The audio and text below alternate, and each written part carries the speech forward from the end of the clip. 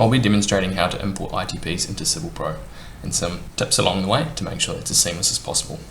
Here's what that can look like once we've done some formatting, and then I'm going to show you step by step of how we achieve that.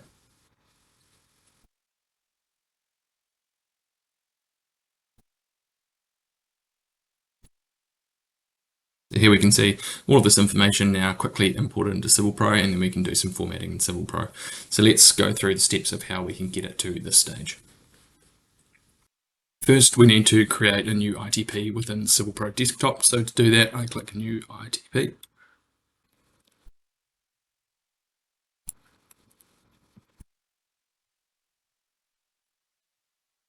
We can now see that ITP has popped up in the background here, and we're open with the ITP detail window.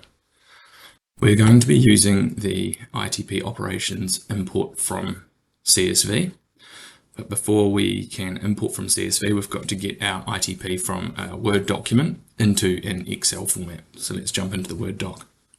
Here is a typical ITP in Word format. Your columns may be different, but the process will still be the same.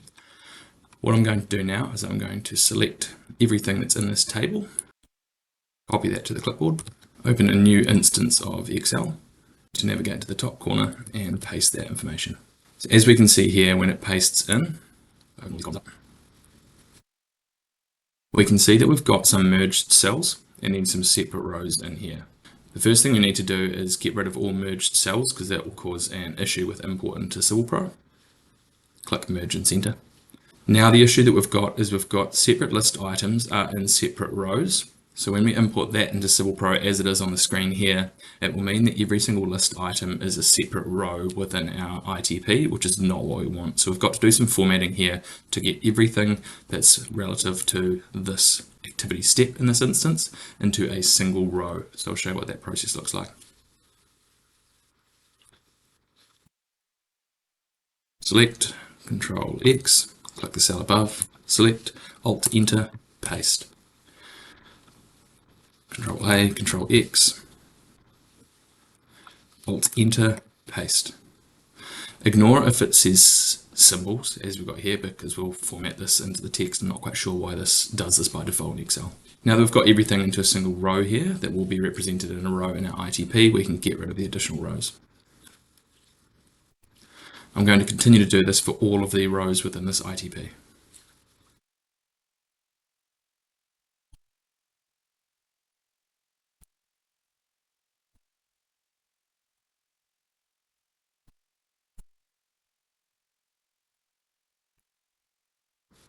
So that I can show you what will occur if we don't do that formatting ahead of time, I'm going to leave the remainder of this ITP as is, and I'll show you what that looks like when we come into CivilPro. So as I mentioned, just to make sure we don't have any of these symbols artifacts coming through into CivilPro, we'll select all, and we'll just select Arial.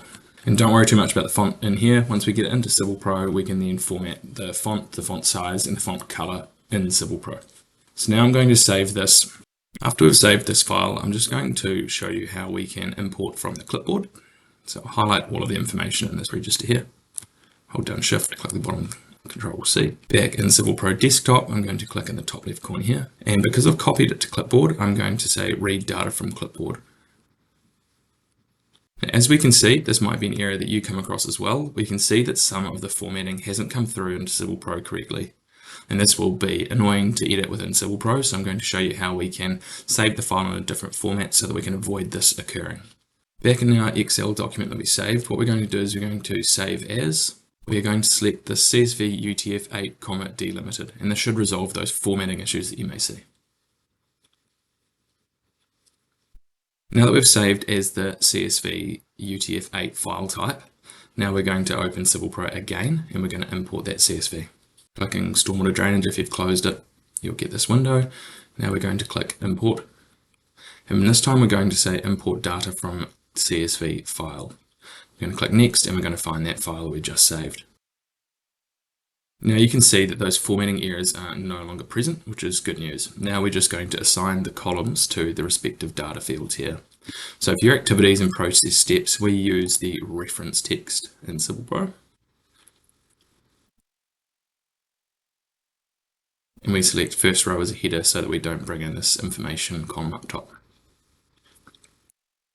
Now we can see that all of our ITP information has been imported, and now we just need to go through and format in here as required. So you can see with those ones that I modified up top, they're all in the right rows, which is great news. But you can see the ones that I didn't modify, down here you can see that each list item is in a separate row, and that's going to become an issue when we use this as a checklist in CivilPro, because you'll have to approve every single list item, which isn't the intent. We want everything in a similar cell, like this one. In the bottom left corner, turn on toggle, or we can right click and turn on enable editing. We can now click here and say that this item here is the heading, Control A, Control X, and pop that in the description column here. It does add a second line here, so you can push backspace to avoid having two lines. For these line items here, if they are a hold point, we'll configure that they are a hold point here, and we'll do that for all of the list items in this ITP and configure those. The next step we need to do is for hold points, we need to nominate whether it is a check, a verify, or an approve. For hold points, you require an external approval, so they would be approval items. To do that for each of the line items, we're going to go to item operations, and we're going to select either check, verify, or approve, or a combination of all of those. Before we do that, another quick tip here is to click enable up down, and that allows me to use the arrows on my keyboard to go down items on the checklist here in the ITP. So for this line item here, if I select this line item, and I can undo edit toggle at this stage now because I don't want to accidentally click in the grid. For this line item here, say that it was a check item, I'm just going to click check. You can see here now when this is deployed as a checklist, it will require the user to add a tick within the checkbox. Now, because I enabled that enable fill up down, I can click the down arrow and click check here. So if all of these items in here are just check items, I can add check here. Where I've got, say, a hold point item, if this was a hold point, if I just tweak that to hold point now. For this line item here, if I want that to have an approval required, I'll click this approval. Now we can see that this ITP is being configured to require a hold point release, or sorry, an approval for this line item here. So when it's deployed as a checklist, it will require an approval. Some other nuances as well. If I print this out for an example of what the ITP printed will look like,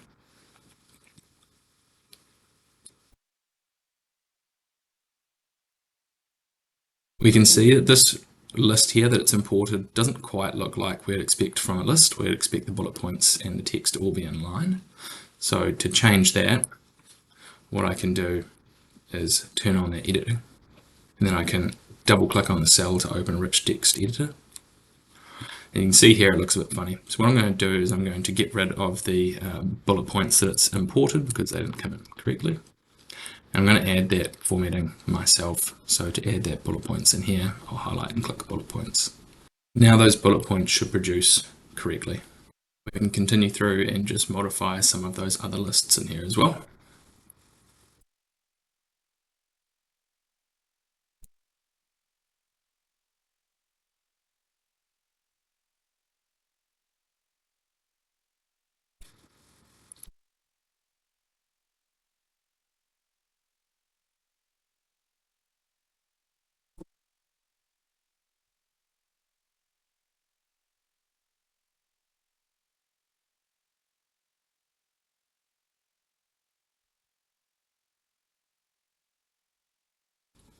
To note as well, you can click in any of these cells once and then start editing in the cell. If you double click, it'll open that rich text editor, and then you can add all the other bits and bobs in there.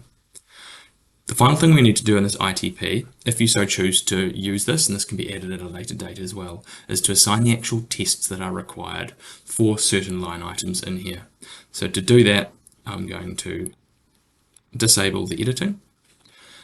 For an example, I know it's not applicable, I will assume that this line item here requires a compaction test to be within the line item here. So to do that, I select the line item, I click add view tests, or I can double click on the line item, enable toggle here, and then I select a test method. Now the test methods that are in this register are ones that are in our tests methods register in the QA setup menu. If you haven't added these tests already, you can save this ITP in the background, jump over to that menu and populate those tests. and those can be imported from the repository, or they can be created yourself, but there are articles on how to add test methods, so please have a look at those.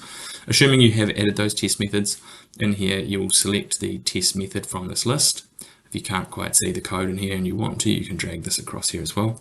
I'm going to look for a 141A compaction test. Here is where I add the frequency requirements for this tests. So if the tests are required every 200 linear meters, for example, I'm going to type in 200 here. So that implies 1 per 200, or the value that I add in here. If we have got a reduced testing frequency as well, we can add that in here. Minimum lot frequency. So if the spec says a minimum per area and also a minimum per lot, we can put that minimum per lot in here, 4. And we'll say reduce 4 as well.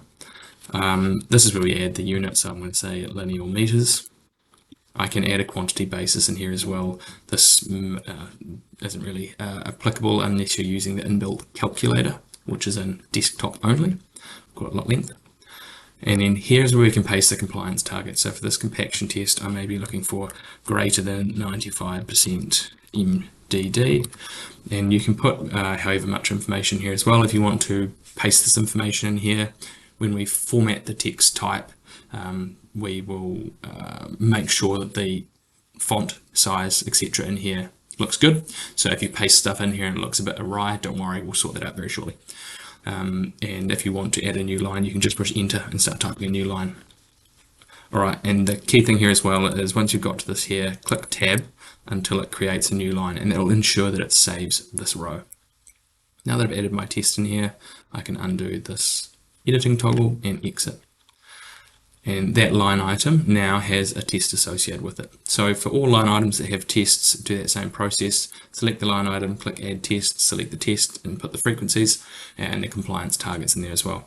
You can add as much or as little information there as you wish, and that will just make it accessible when this is a checklist assigned to a lot. You'll be able to open the line item and see what tests and the frequencies required for those tests against this line item. Should note, you can also add multiple test types in there as well. So if you are testing soil, you might have a compaction test, a plasticity index test, and another field moisture content test or similar. You can add each of those against a single line item. Alright, now we've added the tests, we've configured all of the line items. The last thing we want to do is format the text so that it is nice to look at when it's in the web application. So I'm going to click Control A. Format selected. Got that issue, right click, enable editing. Format selected. I'm going to select the font family. So our web application uses a font called Segway UI. And because the intent here is that this checklist will ultimately be used on our web application, we should set up the text so that it's nice to see on the web app. Here for the color, I'm just going to set it as black. I'm not going to add any effects because that'll apply to everything that I have selected. I'm going to add the reference text column, ITP, and be mindful I'm not going to overdo the bold font here because I didn't specify whether I want it bold or not. Alt QVC text, we can have alternative quality checklist text, which is when we have the description text in here that's visible in the ITP, and then we have a second column which is the alternative text. We haven't used that at the moment, but we can also apply that formatting to both of those if we need to. And here is that test compliances. So when I mentioned before that you might paste in compliances and they look all odd in the formatting, this will make sure the text looks good. Okay. Cool, and now we have formatted all of the text to make it look nice as well. So that is a properly formatted ITP, and now I'll show you what that looks like when it's applied to a lot. I'm going to navigate to our lot register.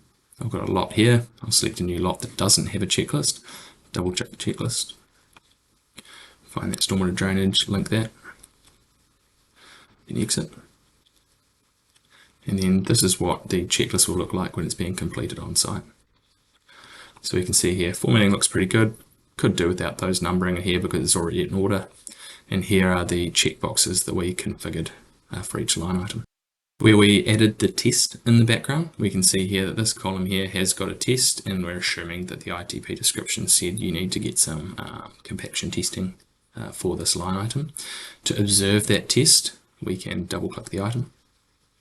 And here we can see there is the test method, there is the frequency, unit is linear meter, and we've got the compliance target, and that's formatted in the right text as well. So now we can go and create a test request related to this testing frequency and requirement. Now I'll just jump to the web app to show you how that looks like once it's imported. So here we are in the web application in the same project. I've selected the lot in question, which is the same as what we saw on the desktop. On the right hand side we can see that checklist. I'll click that. And here we can see our nicely formatted checklist here. So similarly in the web application, you can click in cells here to check the items. To release a hold point, we can right click and request an approval. For this line item here that has got a test, we can open this up, save the checklist that we've just added, test, and we can see here type, testing frequency, compliance targets, and minimum lot frequencies here as well. We can see down below, this is what it would have looked like if we didn't add all of those list items to the cells above. We can see we have a whole lot of rows created, and that is not what we're after. Also to note in here, we don't have the reference column shown, and we did have that in our previous ITP, so to add that we can click here, column chooser, reference text, and drop that. Once we have sorted out the columns that we do and don't want to see, we can then save that as our own view, or we can save that as a view that anyone in the project can check. And check our YouTube, there is a video specifically on setting custom views and filters. If you do notice that there are some issues that you quickly want to fix within the web app and you don't want to go back into the desktop application, we can navigate to the ITP register in the web app. We can find that ITP in here, and we can undertake those changes within the web app as well. The only difference within a web app here is when you click on a cell, it will open up a editing window like this, and then from there you can go in and edit. But at the moment it's a little bit more clunky than editing in the desktop application.